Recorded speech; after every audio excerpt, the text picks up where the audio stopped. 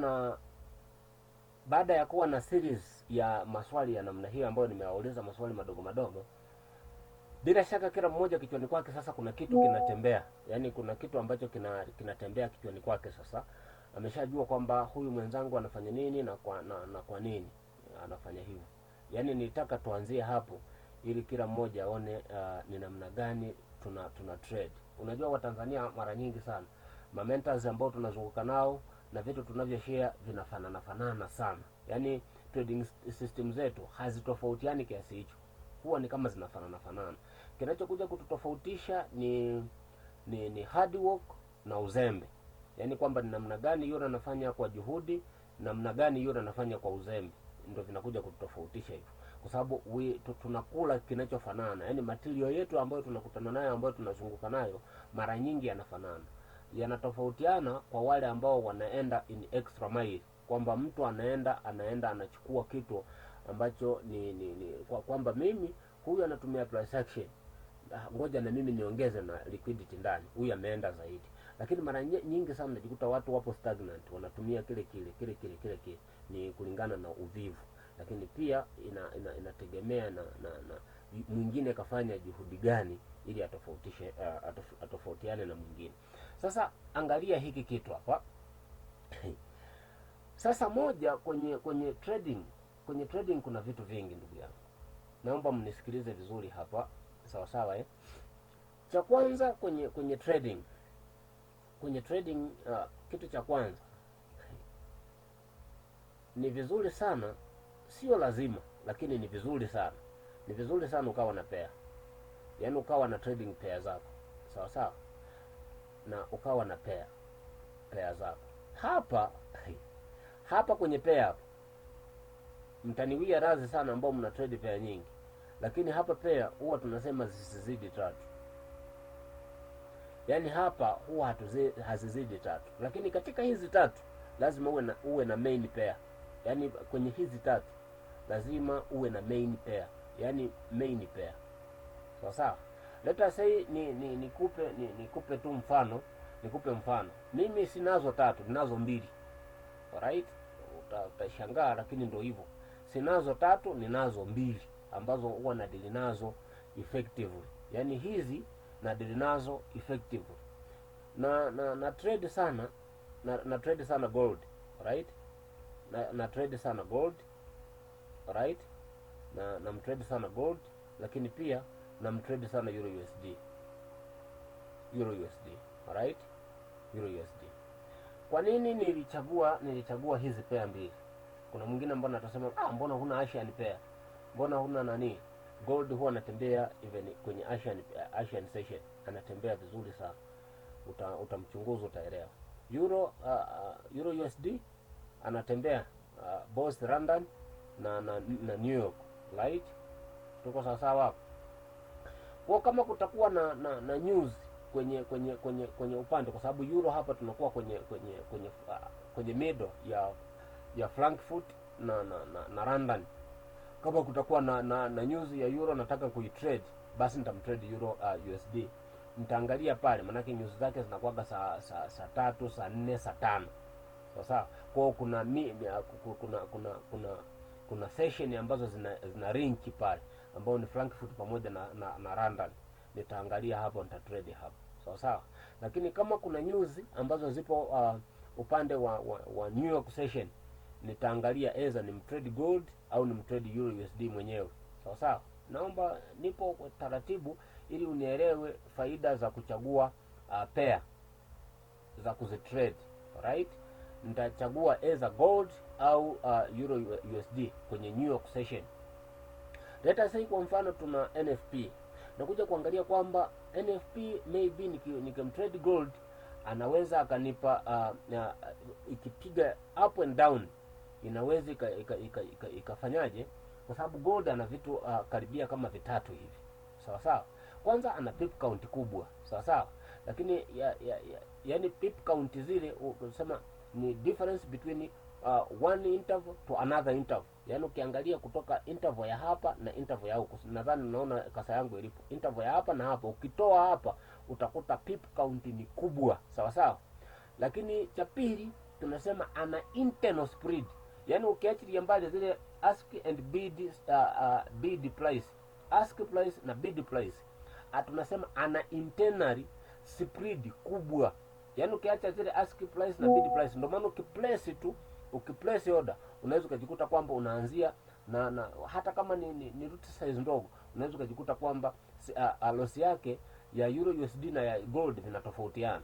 Tunasema ana internal spread kubwa, ambayo hiyo inasababishwa na pip count kuwa kubwa. Tuko sawa sawa hapo. Lakini kitu kingine cha tatu, ana volatility kubwa normally, hata kama hakuna news kwa wakati huo. Normally tu kwa kawaida ana momentum kubwa, au tunasema ana movement kubwa hata kama hakuna news kwa muda huo. Sasa ukijumlisha na news, manake movement yake itakuwa ni kubwa, inaweza ikawa mara 4 zaidi. Kwa hiyo manake ukikutana na news ikipiga juu down, unaweza kujikuta kwamba riski yako inakuwa ni kubwa zaidi. Alright? Kwa hapo naweza nikaangalia kwamba hii kulingana, kwa sababu kwenye kutrade news tunatofautiana hapa.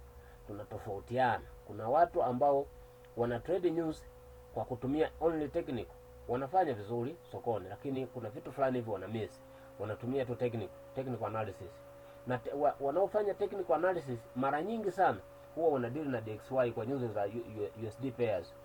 Yani kwa mfano kuna news ya USD, let us say kwamba kuna non-farm payroll ambayo ni NFP, ataenda kuangalia DXY ana structure gani, anaweza kaenda juu au kaenda chini, kwa sababu tunasema effect ya DXY ndiyo itakayo kuonyesha kwamba USD kwa muda huo atafanya nini, kwa wale wanaodeal na technical, ambapo hapo una deal na technical reason, lakini una deal na technical analysis, kwamba unaangalia kwamba kwa kuwa DXY atapanda basi USD atakuwa strong, au kwa kuwa DXY atashuka basi USD atakuwa weak. Tunaangalia vitu vya namna hiyo. Reason ya technical analysis inakaa hapo, lakini pia tunaangalia structure aliyokupa, kwamba structure yako amekupatia kwamba structure ni bearish au bullish kwa DXY, kwamba ni bullish au bearish, unaangalia hapo. Baada ya hapo unaenda unamalizia sasa kwa kina euro USD, wakina euro USD wamekaaje, wana structure zipi, wakina USD CHF wana structure zipi, ni bullish au bearish. Unakuwa kwenye technical view unakuwa umemaliza, ambapo baada ya hapo tunasema around bado dakika 15 au dakika 30 unakuwa unaangalia buyers or sellers appetite, na hiyo unaenda kuipata kwenye nini, unaenda kuipata in candlestick formation, au tunasema candlestick orientation. Unaenda kuangalia kwamba hivi candles zilizopo hapa, namna gani buyers wana act sokoni, namna gani sellers wana act sokoni, kwa sababu tunasema some information are being hidden inside the candlestick. Wanakuachia information zipi, kwamba hii news itakuja kuchukulia wapi na kuishia sehemu gani, zinakuwa inside candle. Kwa hiyo inakusaidia kwamba mimi naweza nikachukulia hapa na nikaenda hapa. Hao ni watu wa technical analysis, katika simple view. Sasa unapokuja kwa upande wa wale ambao wana nani, hivi vitu nimevielekeza kwa undani sana, maana nilisema watu wasome fundamental pia, kwa sababu ni somo linalo wapa watu nani sana hera sana sasa hivi sokoni. Kwa upande kuna mtu anatumia data tu, wala hagusi technical analysis, anatumia data analysis, yani anatumia data tu, anatumia data analysis tofauti na technical analysis, tofauti kabisa. Huyu jamaa anadili na data ambazo zinatolewa. Alright, kuna watu ndo wanaingia sasa hivi, tuharau sije tukashindwa kuingia mbinguni kwa sababu yao. Sasa kuna mtu anatumia data analysis pekee, alright, ndo anayoitumia hapa. Sasa data analysis kwa namna gani anatumia hii? Kwenye data analysis hapo, kwenye data analysis hapo, anachokifanya huyu mtu anafanya kitu kifuatacho hapo. Anafanya kitu kifuatacho. Huyu binadamu anachokifanya ana correct data kwa matukio yafuatayo. Kwa mfano, kuna mtu anaweza akawa ana trade, let us say kwa mfano ana trade NFP. non farm payroll NFP, sawa sawa, anaitrade NFP, sawa sawa. Ataenda kuangalia kwamba data ambazo zipo kwenye zile application ambazo mnaziangalia, sawa sawa, zinamaanisha nini. Lakini kuna watu wanaishia hapo, kitu ambacho si kweli, haziwezi kukupa. Unaweza kujikuta anakuambia bwana, previous ilikuwa ni ngapi, let us say kwamba ni 230k, sawa sawa, 230k ilikuwa hivyo, sawa sawa, previous, ambao predicted, ambayo inakuja, ambayo tunasema predicted, ambayo ile assumption ambayo wameifanya, ambayo itakuja, wamekupa labda let us say kwamba itakuja ni 200, let us say 50, right, hizi na guess tu ni 250k, right, ni 250k. Alafu tunasema ile ambayo tunasema next, sasa ile ambayo tunasema ni data za sasa hivi, wanakuwekea dash. Hizi ndo zitakuja ambapo market ndo itapiga sasa kwa muda huo, kwamba kuna zile ambazo tunasema previous, kuna zile predicted ambayo tunasema ni assumption ambayo wameifanya kwa wakati huo, alafu kuna ile next ambayo ni muda huo ambayo itakuja sasa. Sasa katika mazingira haya kuna watu ambao wanakuja tu wanabaya, kama ilikuwa 230 alafu wenyewe wamegesi itakuja 250k, basi next itakuja kuwa ni kubwa kuliko ile previous, au inaweza ikawa ni hii ambayo kwa hiyo anamalizia kusema USD will be strong, kitu ambacho si kweli. Utapigwa hapa mpaka uchanganikiwe hapa. Kuna siku utapiga kweli, lakini mara nyingi utatandikwa, kwa sababu unaenda kama mganga. Yaani hapa kuna kitu ambacho hakijakaa sawa kwako, kuna vitu ambavyo bado hujavikamilisha, unatumia vitu vichache sana kwenye kutrade hiyo news. But let us angalia, nikupe vitu viwili tu hapa. Kwa mfano, unataka kutrade NFP, alright, kuna watu ambao wanaenda kutumia ADP, kwa sababu hawa tunasema automatic data processing, ambao tunasema ni ADP, sawa sawa. Hawa jamaa nao wana collect data ambazo zinakuja ambazo kwa mwezi zinakuja mara ngapi? Mara moja tu zinakuja ADP. Hawa jamaa wanatanguliaga kabla ya NFP, wanakujaga Alhamisi, wanakuja Jumatano. Yaani kama NFP ipo Ijumaa, wenyewe Jumatano wanaachia data zao za mwezi kuhusu ajira zilizotokea. Na mara nyingi sana NFP tunayoitrade, ndugu zangu, ni ya USD Marekani. Wana collect data zilizopo kati ya watu ambao wameajiriwa wapi? Marekani. Alright? Ambao wanakuja pale kwamba bwana, walioajiriwa kipindi hiki walikuwa kiasi fulani, na ambao walitakiwa waajiriwa walikuwa kiasi fulani. Kunakuwa na previous, kulikuwa na predicted ambayo tunasema assumption, alafu kunakuwa na next ambayo inakuja ile ambayo tunasema ndo data za sasa hivi. Sasa hii previous inakuonyesha kwamba waliajiri kiasi gani. Hii assumption kwamba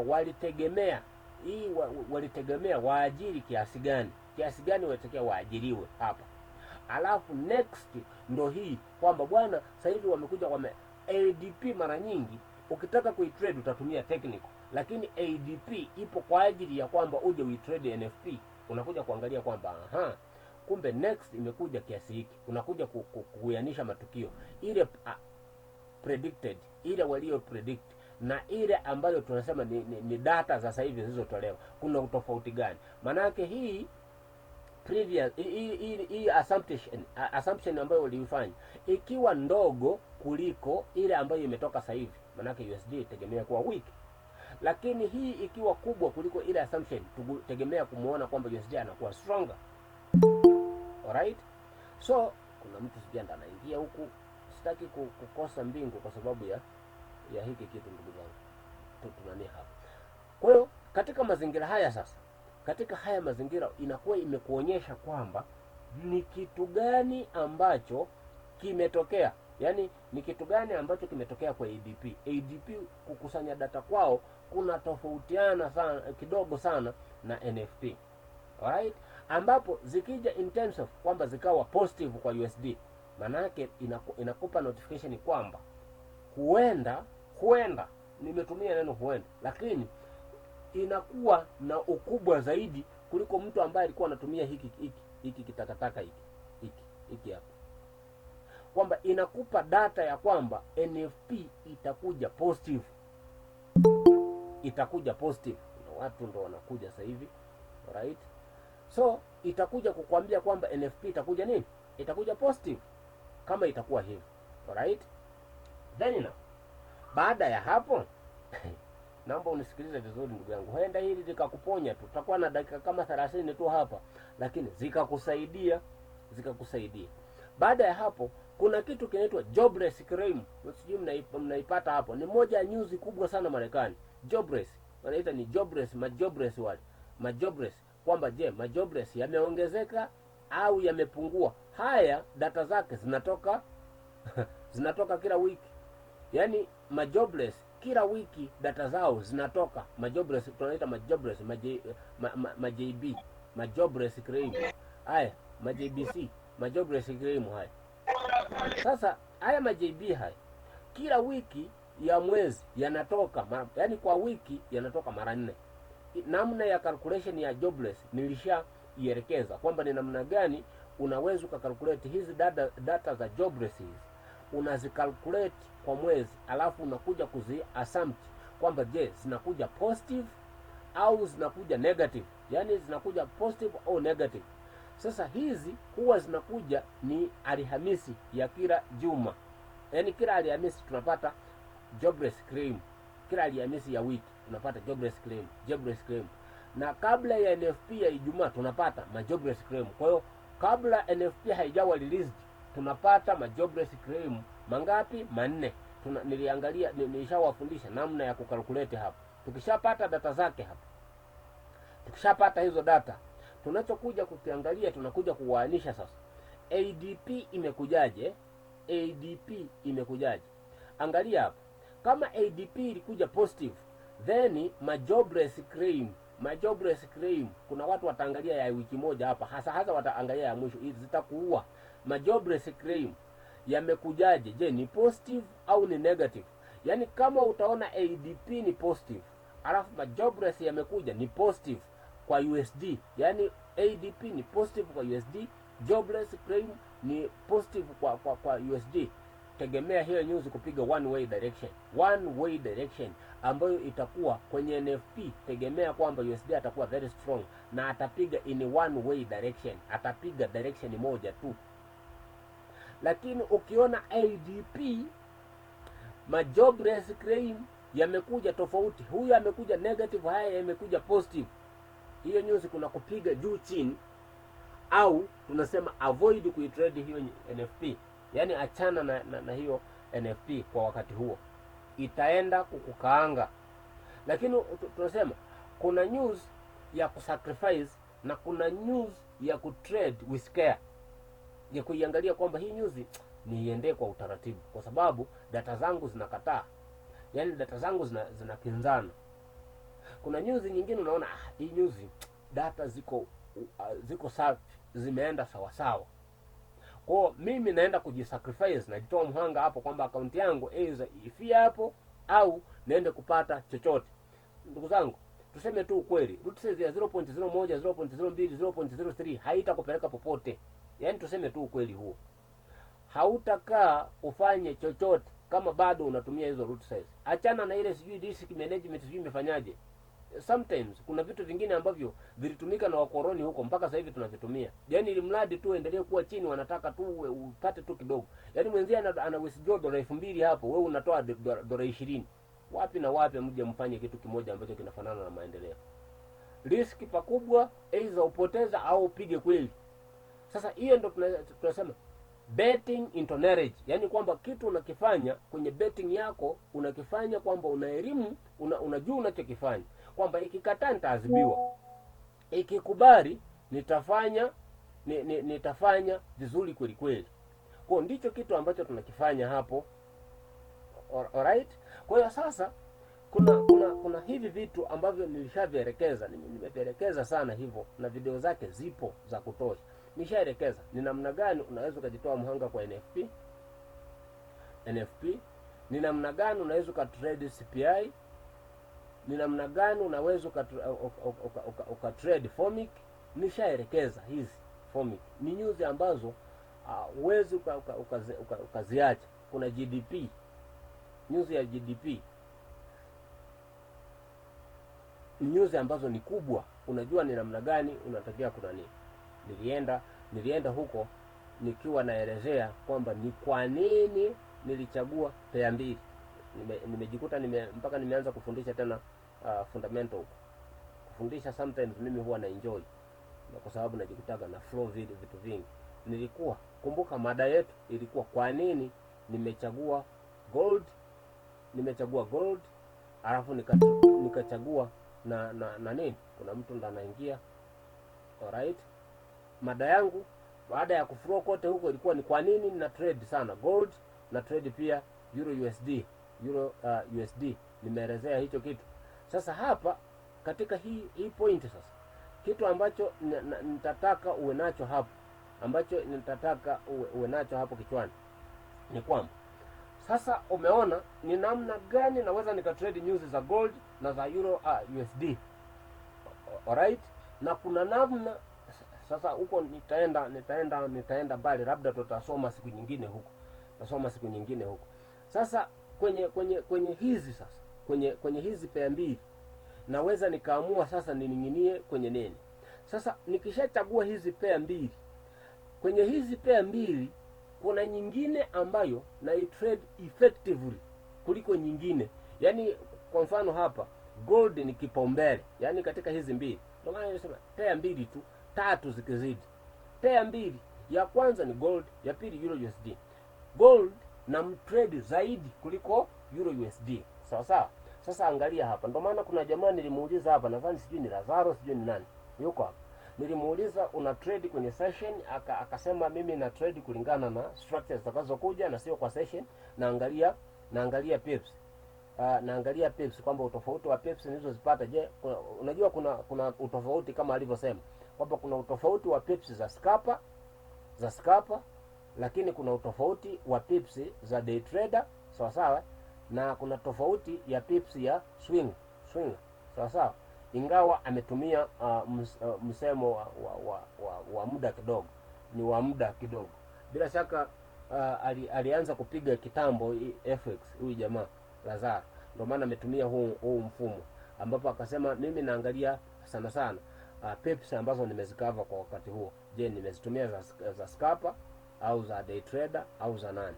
Sawa, ambapo tunasema kigezo cha kukutofautisha wewe, licha ya kuweka hiki kigezo alichokiweka jamaa yangu hapa, yuko hapa Lazaro, kwamba licha ya kigezo cha pips kuna vigezo kadhaa vingine ambavyo vinaweza vikakufanya wewe uangukie kwenye scalping au uingie kwenye day trader au uingie kwenye swing. Kuna vigezo kadhaa. Kwa mfano, kuna binadamu ambaye ni day trader na ni scalper inside, yaani yeye anafanya vyote viwili hivyo, na mara nyingi wengi wanaangukia katika hivyo vigezo. Sawa. Scalper yeye anaweza kaingia kwenye session zote na akapiga, alright, lakini anakuwa anapiga pips ngapi? Kwa sababu tunasema scalper hazidishi pips 30, na huwezi kujiita scalper kama unachukua pips less than 20, ambapo kwenye vigezo ni pips 18.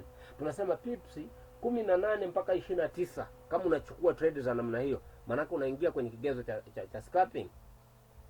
Day trader anaingia kwenye hiyo, anachukua pips 30 mpaka pips 70 huko, sawa, pips 200 na kuendelea. Umeshanipata?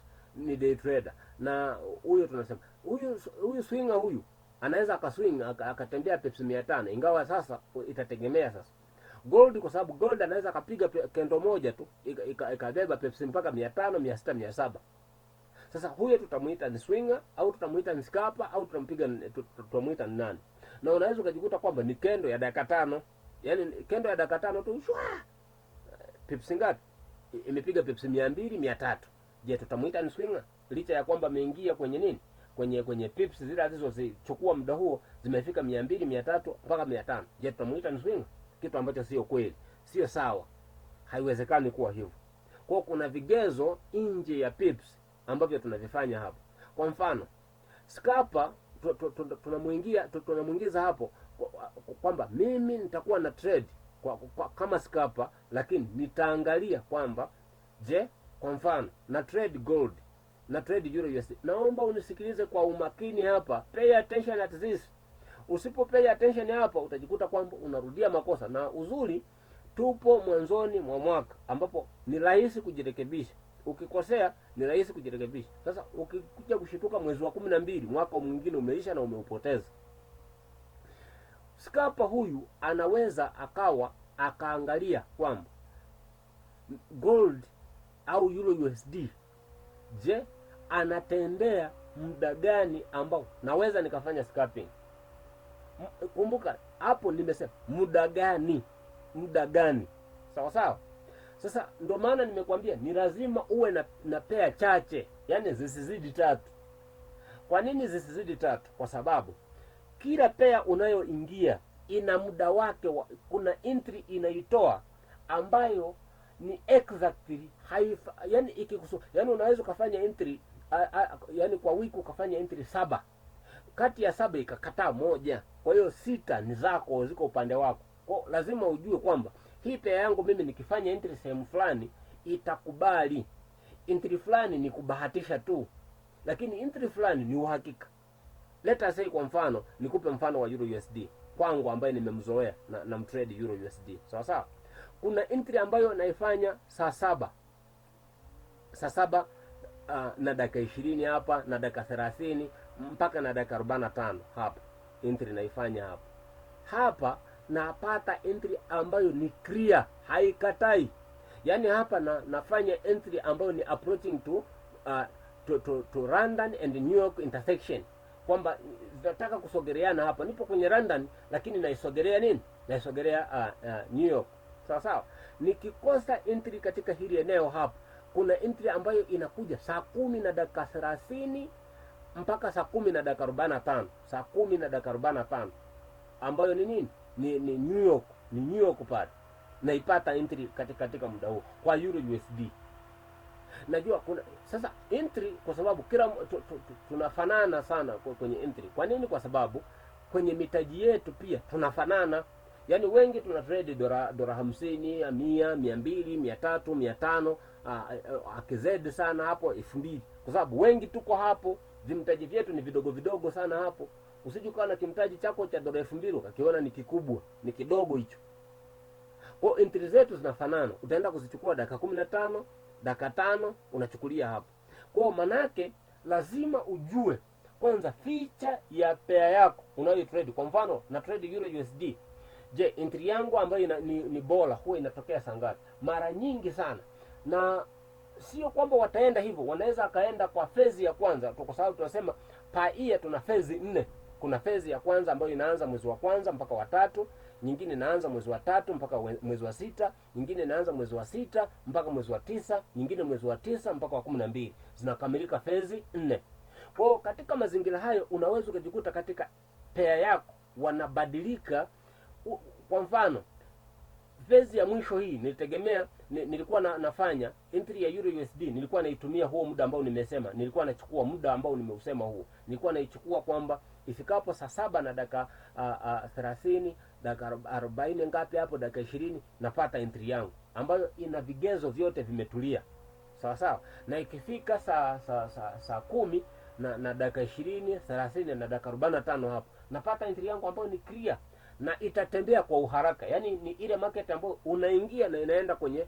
Ndio maana nasemaga ukiingia kwenye entry yako ukaona umekaa risali zima haujaenda kwenye profit, upo kwenye negative, kuna kitu kipo wrong na hiyo entry. Kuna kitu umekikosea, hakipo sawa sawa na hiyo entry. Na kama itaenda upande wako ni bahati tu, lakini kuna kitu kikubwa sana ambacho umekikosea hapo.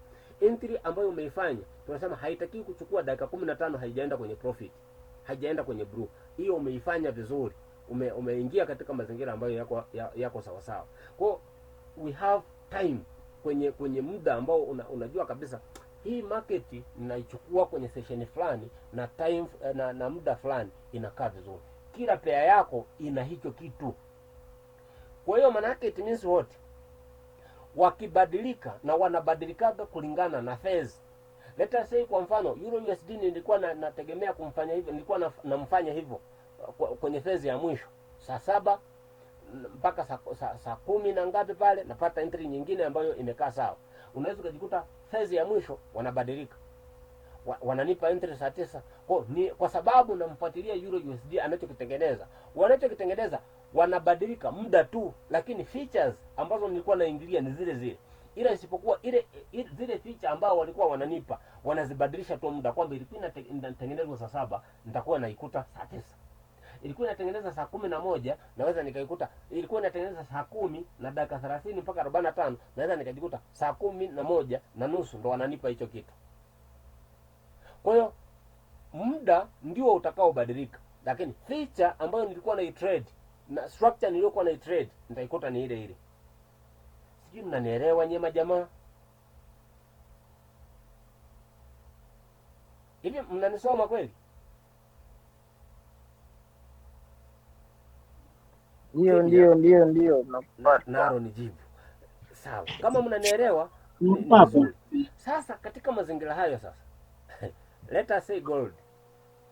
Kuna watu niliweka video moja hivi, alafu ile video niliweka bahati mbaya kwa sababu ilikuwa ni ya masterclass. Niliweka bahati mbaya YouTube. Nilikuwa na upload video nyingine ikaenda nyingine.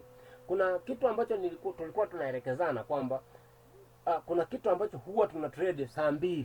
Tulikuwa tuna trade kendo ya saa 2 kamili. Tulikuwa tunafanya hivyo saa 2 kamili asubuhi. Saa 2 kamili asubuhi. Sawa sawa? Tuna trade. Kuna candlestick ya saa 2 kamili asubuhi. Tuna trade kwamba gold saa 2 kamili asubuhi anakupa entry. Then baada ya saa 2 kamili asubuhi ukitrade unapata pips zako ambazo hazipungui pips 30 pale. Pips ambazo hazipungui 30 unazipiga pale. Ambapo sasa hivi tukaongeza na kitu ambacho tukaenda mpaka New York, intersection between New York and London. Tukao tunapata pips 50 pale. Kuna entry ambayo tunaipata pale basing katika structure fulani. Sawa sawa? Lakini kuna badiliko ambalo lilitokea hapa, tukao tunapata saa 9 usiku tuna trade hicho kitu saa 9 pale, anakupatia entry clear ambayo inaonekana vizuri kabisa. Kwa hiyo unatembea unaona kabisa kwamba pair zangu zinanipa entry time muda fulani, sehemu fulani na kitu fulani. Ndio maana nasisitiza siku zote kwamba huwezi ukawa una trade hauna company yoyote au unapiga kelele na kwenye group tu, kwa sababu kwenye group unaweza kushangaa kuna watu 1000, kuna watu 200, kuna watu 300. Hamwezi mkawa unapiga kelele tu mle, lazima mtafutane watu kadhaa ambao mnaweza mkawa mna notice mabadiliko, kwa sababu mle mnatuma structure tu kwamba hii itaseli katika point fulani na hii itaenda kubai katika sehemu fulani na hii itaenda kuhit. Hakuna mabadiliko ambayo utakuwa unayakwaya zaidi, labda in terms of technical kwamba utakuwa unaongeza kitu fulani, lakini kuna mabadiliko mengine ambayo ni very sensitive, very technical. Lazima muwe na kikundi fulani ambacho ni watu active ambao mtakuwa mna notice kwamba kuna kitu kimebadilika. Sasa hivi tufanye hivi na hivi. Lazima muwe mujiselect, muweke kwenye kikundi, bwana hiki kimebadilika. Kwa hiyo tubadilike 1 2 3, tutafute hiki kinaweza kikakaa sawa sawa. Kwa hiyo lazima iwe. Vinginevyo unaweza kama una trade kitu kile kile unajikuta kimebadilika na hauelewi kama kimebadilika na kupigwa unaendelea kupigwa. Lazima uwe na community ya watu wachache ambao mnaendana na mnafanya effectively. Vinginevyo sahau kutembea, sahau kwenda mbele.